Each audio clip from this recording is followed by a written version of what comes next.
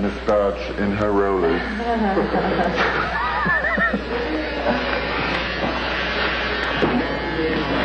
Simon McBurney up the other end. In his flat. This is Karen. No. And this is Kurt. Hello, good morning. Is it coffee? Is it coffee?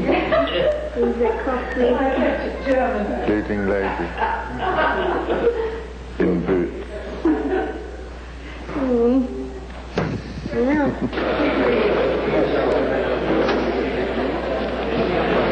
This was somebody who was seeing into the future, and it was both about a changing world, a world that was inherently wrong, where a few people had access to some sort of medicine and most people had no understanding of it at all. Where people lived in vast houses and thousands of people had to work for nothing to pay for these things.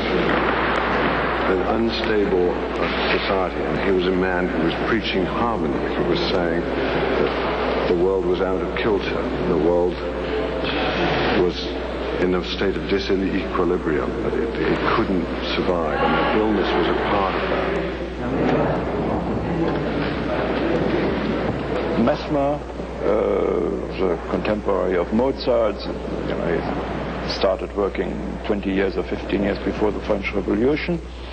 He's really one of the very first people who stated or observed that there were illnesses that were not related exclusively to body ailments. She's blind, did you know that? Blind as a bat. Ever since she was 3. The one topic Dennis Potter is very interested in is what this actually means. To be ill, to suffer, and to get cured. Who is responsible for the process of healing? Is it the physician, or is it actually the patient whose responsibility it is?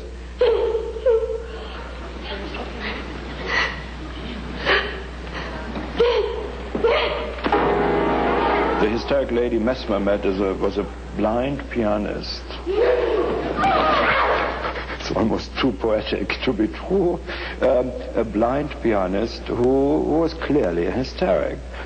And this woman, Maria Teresa Paradis, she kept a diary in which she describes how she does not want to see because the world is so ugly, and she wants to devote herself entirely to the universe of sound. So she prefers to be blind.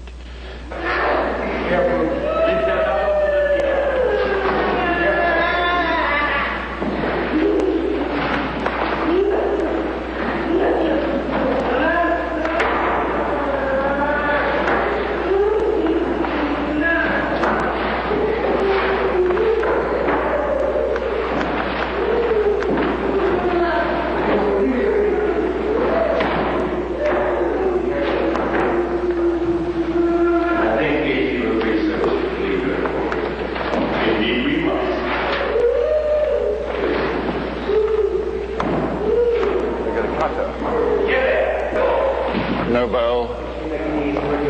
No blood spilling. Put those blades away.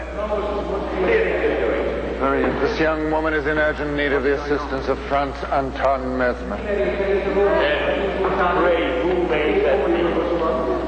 I am here. Are you aware that you're manhandling Professor Stern? Oh, get out of the way. Physician to the Well, what does the physician to the Empress intend to do to this young woman? Open her veins or open her eyes?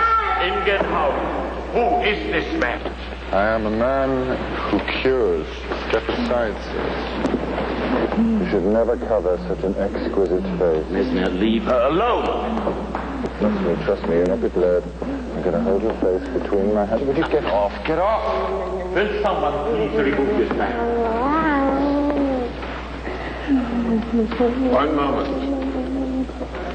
Don't you think there's too much physical stuff? I mean, Mesmer is so powerful. But it is about, it's about the distance that power demands. Yes. You know what your territory is, and that's exactly what I'm going to be seen to invade, is their territory. I think that if you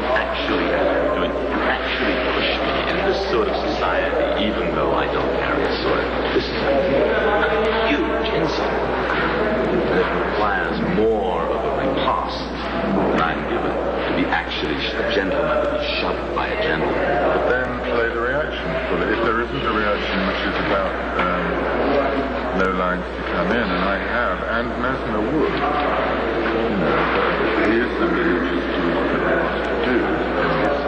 Then the other option is to just play the... What happened yesterday was that you were pissed off and you went over to him and he brushed you away again. When we were just going through the business, it became much more physical. When we played it at full speed, you were offended because you got brushed aside, you were offended, you walked towards him and he pushed you away again. It actually did work.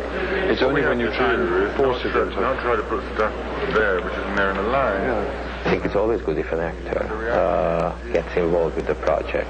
Alan and Roger worked very closely together, and I think it's a great collaboration between the two of them, because they never agree in the first time, but they go both ways and then they somehow get back to each other. It's happening a lot of times on the set if you watch them, that Alan says, no, I should just jump off and run, and Roger says, no, and just walk slowly, and he does it, and then Roger goes back, well, why don't you try this, jump off and run? And then they keep it, and it's just something, it's a great chemistry between the two of them, and it's good, it's working good. In the wide shot Here, we can slide up. we can slide up. The more films that one does, the more you get a sense of how the camera can reflect or contradict the story that you have going on in your head, but then you've also got to set that against the way a director's vision is not necessarily yours and can take yours and reshape it and make it into something more interesting. And so that's why I don't go to rushes, but that's also why you know, like yesterday I was saying, please don't put the camera so low because it means it's already got an attitude. The ceiling is wonderful here. Yeah. And in this one it's nice, the hand, how it's coming out and going back again. Akkor megyünk lassan jobbra és fordulunk rá, mert és közben jött be, ott igen, ott alatta. I'm going to ask Amanda to... I felt that while you were bringing your hands up, she quietened down so much that she was almost okay. I think that's there's more noise when my hands go up, which is in the north, and there can still be more noise while I'm stroking. That's between... What I enjoy is getting onto the set and seeing what happens on the day with the other actors and the director and myself, and not having predicted it too much. Usually there isn't rehearsal. You have to use that as a plus and not a minus. It is actually a minus, of course, because, truth be told, the people who say we can't afford to rehearse are actually wasting money, because we'd all get there much quicker if everybody had a sense of where they were going. But having said that, there is, you know, it's a bit like watercolors or something. You have to work fast, and it's a unique way of working.